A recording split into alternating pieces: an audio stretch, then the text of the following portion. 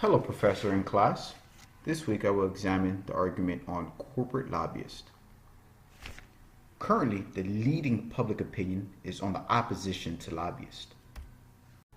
In this presentation, we will go over some key terms, the leading argument for and against corporate lobbying, and then wrap it up with which side is more compelling, why, and my personal opinions.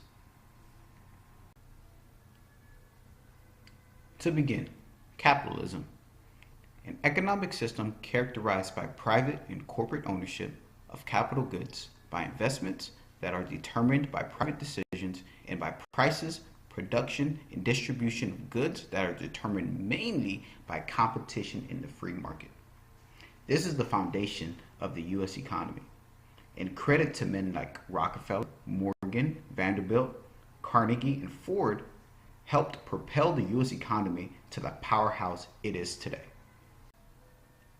To continue, free market, an economy operation by free competition. This system requires limited government interference, which brings in corporate lobbyists to maintain the status quo. Lobbyist is someone who conducts activities aimed at influencing or swaying public officials and especially members of legislative body on legislation. All definitions provided were extracted directly from Webster Dictionary in order to provide an unbiased foundation for this presentation. Pros to lobbying. It is an essential part of the legislative process. Lobbyists have an important role in informing lawmakers on the facts of an issue. It is unfair to assume that lawmakers or their staffers are well versed in every issue. Lobbyists can and have served as a voice of information. Just like any occupation or organization, personal ethics is important. Lobbyists that do not operate with an ethical framework risk being ignored. Moving on. Lobbying is regulated. Although it seems to be unregulated, it is both by state and federal authorities, according to the National Conference of State Legislators. Interesting fact, all 50 states has different definitions for what is a lobbyist. A commonality among all of them is someone who attempts to influence the legislative body. Some states restrict this definition to those that receive payment for their service, and some states exclude specific organizations like non-for-profits. But the foundational definition is the same. Those definitions are important because the regulation imposed affects not only the organization, but also the person conducting the lobbying act. To continue, an important pro on corporate lobbying is it provides a voice to the voiceless. Most businesses are not internally equipped to understand how legislation can affect a market. Lobbyists bridge that gap.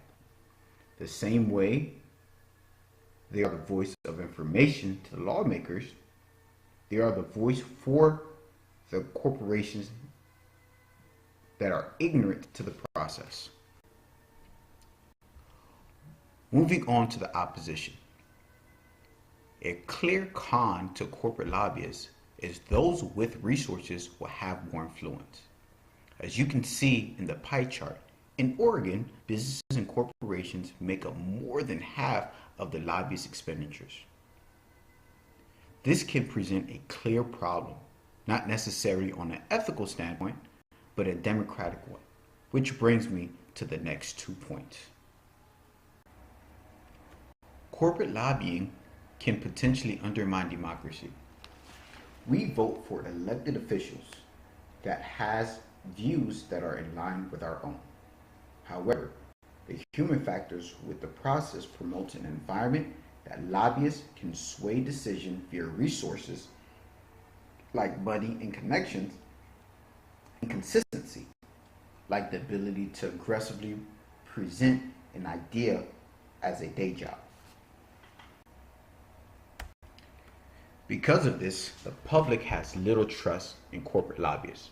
In fact, a Forbes article, lobbyists are listed as the least trusted profession. This is not surprising, given the tactics that they are accused of and the amount of money that is reportedly used to influence lawmakers. $3.2 billion a year, according to Lee Dirtman of the Washington Post and author of The Business of America and Lobbying. To wrap up, in my opinion, due to the amount of information available on the negative to corporate lobbyists, that position presents the more compelling argument.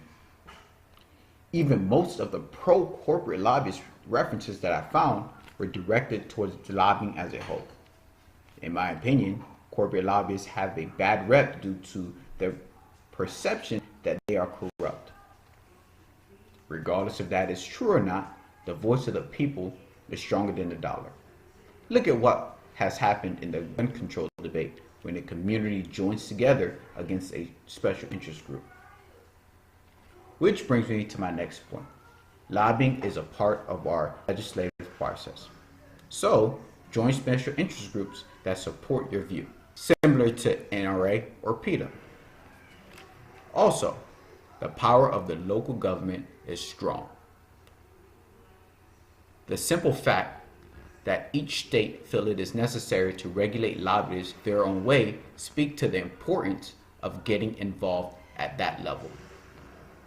Make your state speak for you. Just like they are corporate lobbyists, they are state lobbyists. In conclusion, we went over some key terms like capitalism and free market. We went over the pros and cons and argument against corporate lobbyists. And we wrapped up today by answering the prompt and giving you a piece of my personal opinions on the discussion on corporate lobbyists. Attached are the references that I used for today's assignment. Thank you and have a great day.